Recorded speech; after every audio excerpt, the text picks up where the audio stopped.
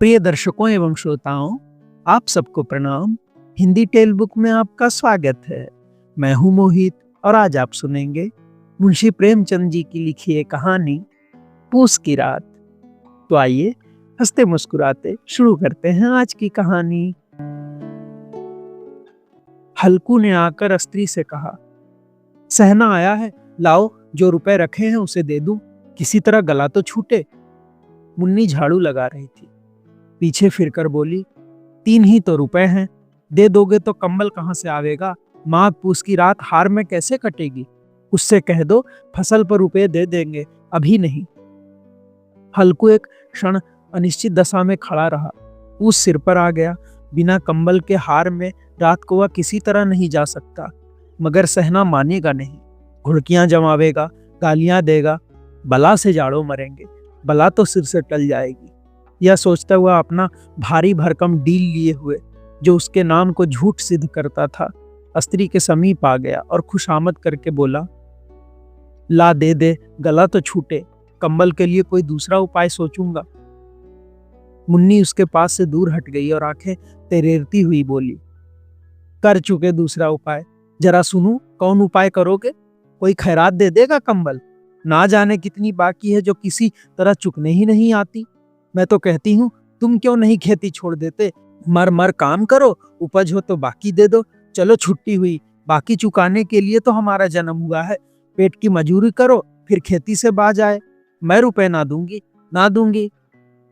हल्कू उदास होकर बोला, तो क्या गाली खाऊं? मुन्नी ने तड़प कर कहा, गाली क्यों देगा, क्या उसका राज है? मगर यह कहने के साथ ही उसकी तनी हुई भौहें ढीली पड़ गई। हल्कू के उस वाक्य में जो कठोर सत्य था, मानो वह एक भीषण जंतु की भांति उसे घूर रहा था। उसने जाकर आले पर से रुपए निकाले और लाकर हल्कू के हाथ पर रख दिए। फिर बोली, तुम छोड़ ही दो अब किसे खेती, मजूरी में सुख से एक रोटी खाने को मिलेगी, किसी की धौंस तो ना रहेगी। अच्छी खेती है, मजूरी करके लाओ, वह भी उसी में झोंक दो, उस पर से धौंस। हल्कू ने रुपए लिए और इस तरह बाहर चला मानो अपना हृदय निकाल कर देने जा रहा हो। उसने मजूरी से एक एक पैसा काट कपट कर 3 रुपए कंबल के लिए जमा किए थे। वह आज निकले जा रहे थे। एक एक पग के साथ उसका मस्तक अपनी दीनता के मार से दबा जा रहा था। पूस की अंधेरी रात, आकाश पर तारे ठिठुरते हुए मालूम होते थे। हल्कू अपने खेत के किनारे ऊख के पत्तों पर एक छतरी के नीचे बांस के खटोले पर अपनी पुरानी गाड़ी की चादर ओढ़े कांप रहा था। खाट के नीचे उसका संगी कुत्ता जबरा पेट में मुंह डाले सर्दी से कू कू कर रहा था। 2 में से एक को नींद न आती थी। हल्कू ने घुटनियों को गर्दन में चिपकाते हुए कहा, क्यों जबरा, जाड़ा लगता है? कहता तो था घर में पुआल पर लेटा रहे, तो यहाँ क्या लेने आए थे? अब खाओ ठंड, मैं क्या करूं? जानते थे मैं यहाँ हलवा पूरी खाने जा रहा हूं, दौड़े दौड़े आगे चले आए, अब रो नानी के नाम को। जबरा ने पड़े पड़े दुम हिलाई और अपनी कू कू को दिग्र बनाता हुआ एक बार जम्हाई लेकर चुप हो गया। उसकी श्वान बुद्धि ने शायद ताड़ लिया कि स्वामी को मेरी कू कू से नींद नहीं आ रही है। हल्कू ने हाथ निकालकर जबरा की ठंडी पीठ सहलाते हुए कहा, कल से मत आना मेरे साथ, नहीं तो ठंडे हो जाओगे। यह राण पछुआ ना जाने कहां से बर्फ लिए आ रही है। उठूं फिर एक चिलम भरूं, किसी तरह रात तो कटे, 8 चिलम तो पी चुका। यह खेती का मजा है। और एक एक भगवान ऐसे पड़े हैं जिनके पास जाड़ा जाए तो गर्मी से घबरा कर भागे। मोटे मोटे गद्दे, लिहाफ, कंबल, मजाल है कि जाड़े का गुजर हो जाए। तकदीर की खूबी है, मजूरी हम करें, मजा दूसरे लूटे। हल्कू उठा और गड्ढे में से जरा सी आग निकालकर चिलम भरी। जबरा भी उठ बैठा। हल्कू ने चिलम पीते हुए कहा, पिएगा चिलम? जाड़ा तो क्या जाता है, जरा मन बहल जाता है। जबरा ने उसकी मुंह की ओर प्रेम से छलकती हुई आंखों से देखा। हल्कू, आज और जाड़ा खा, कल से तो मैं यहाँ पुआल बिछा दूंगा, उसी में घुसकर बैठना, तब जाड़ा ना लगेगा। जबरा ने अगले पंजे उसकी घुटनियों पर रख दिए और मुंह के पास अपना मुंह ले गया। हल्कू को उसकी गर्म सांस लगी। चिलम पीकर हल्कू फिर लेटा और निश्चय करके लेटा कि चाहे कुछ हो अब की सो जाऊंगा। पर एक ही क्षण में उसके हृदय में कंपन होने लगा। कभी इस करवट लेटता, कभी उस करवट, पर जाड़ा किसी पिशाच की भांति उसकी छाती को दबाए हुए था। जब किसी तरह ना रहा गया तो उसने जबरा को धीरे से उठाया और उसके सिर को थपथपाकर उसे अपनी गोद में सुला लिया। कुत्ते की देह से जाने कैसी दुर्गंध आ रही थी, पर वह उसे अपने गोद में चिमटाए हुए ऐसे सुख का अनुभव कर रहा था जो इधर महीनों से उसे ना मिला था। जबरा शायद समझ रहा था कि स्वर्ग यही है, और हल्कू की पवित्र आत्मा में तो उस कुत्ते के प्रति घृणा की गंध तक ना थी। अपने किसी अभिन्न मित्र या भाई को भी वह इतनी ही तत्परता से गले लगाता। वह अपनी दीनता से आहत न था जिसने आज उसे इस दशा में पहुंचा दिया। नहीं, इस अनोखी मैत्री ने जैसे उसकी आत्मा के सब द्वार खोल दिए थे और उसका एक एक अणु प्रकाश से चमक रहा था। सहसा जबरा ने किसी जानवर की आहट पाई। इस विशेष आत्मीयता ने उसमें एक नई स्फूर्ति पैदा कर दी थी जो हवा के ठंडे झोंकों को तुच्छ समझती थी। वह झपटकर उठा और छतरी के बाहर आकर भूंकने लगा। हल्कू ने उसे कई बार चुमकार कर बुलाया, पर वह उसके पास ना आया। हार में चारों तरफ दौड़ दौड़कर भूंकता रहा। एक क्षण के लिए आ भी जाता तो तुरंत ही फिर दौड़ता। कर्तव्य उसके हृदय में अरमान की भांति उछल रहा था। 1 घंटा और गुजर गया। रात ने शीत को हवा से धधकाना शुरू किया। हल्कू उठ बैठा और दोनों घुटने को छाती से मिलाकर सिर को उसमें छिपा लिया। फिर भी ठंड कम न हुई। ऐसा जान पड़ता था सारा रक्त जम गया है। धमनियों में रक्त की जगह हिम बह रहा है। उसने झुककर आकाश की ओर देखा। अभी कितनी रात बाकी है।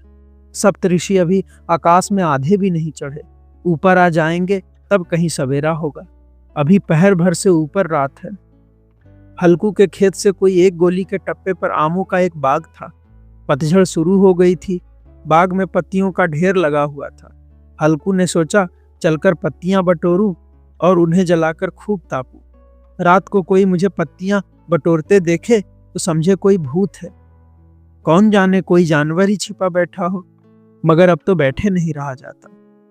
उसने पास के अरहर के खेत में जाकर कई पौधे उखाड़ लिए और उनका एक झाड़ू बनाकर हाथ में सुलगता हुआ उपला लिए बगीचे की तरफ चला। जबरा ने उसे आते देखा तो पास आया और दुम हिलाने लगा। हल्कू ने कहा, अब तो नहीं रहा जाता जबरू, चलो बगीचे में पत्तियां बटोर कर लाएं।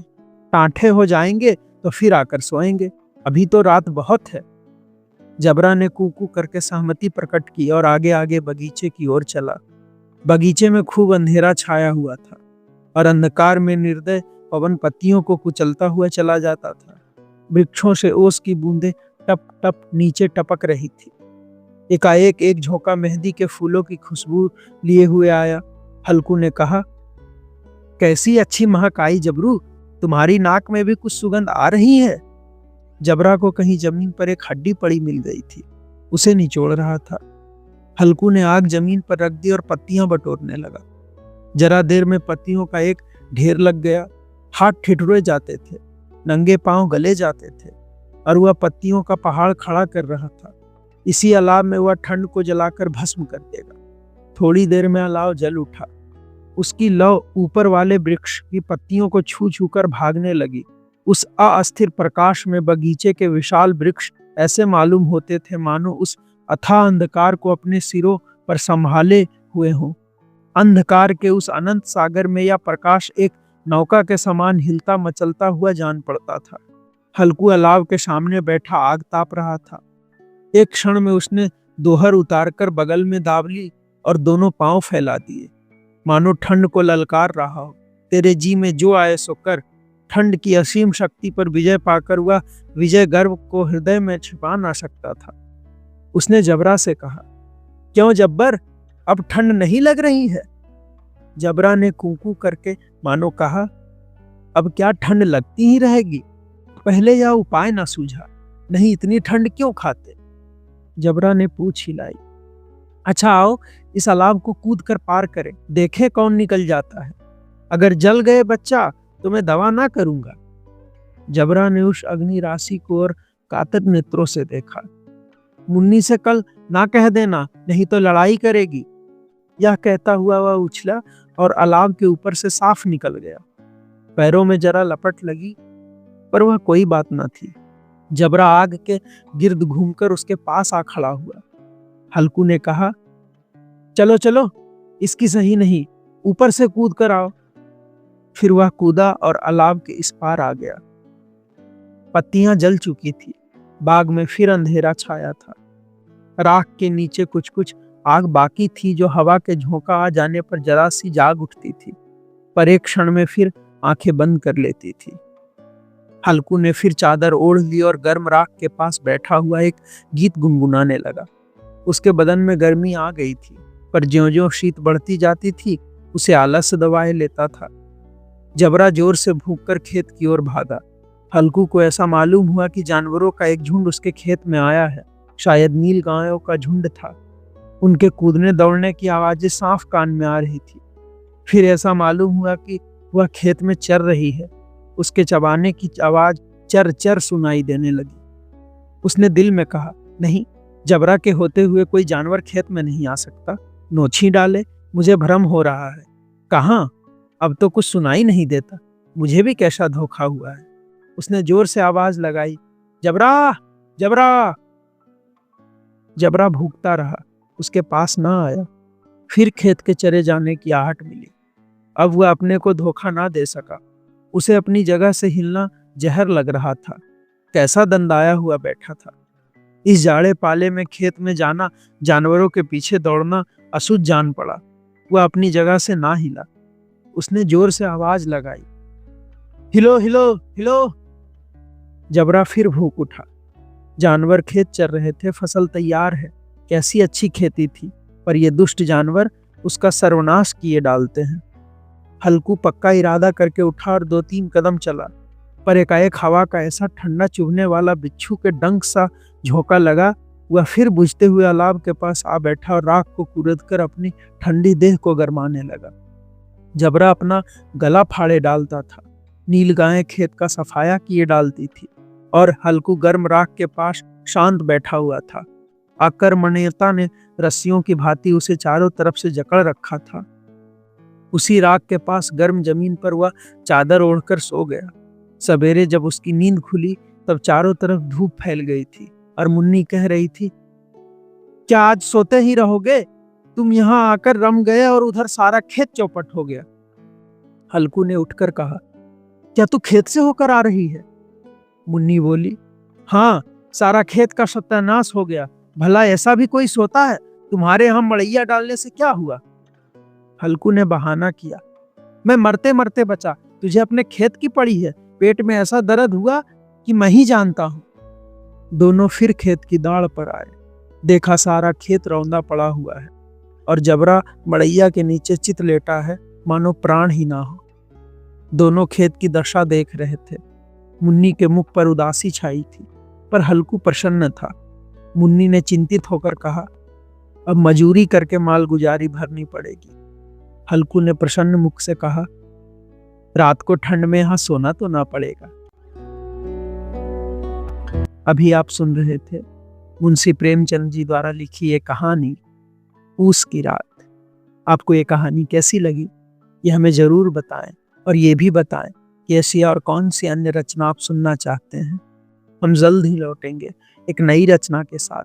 तब तक के लिए धन्यवाद।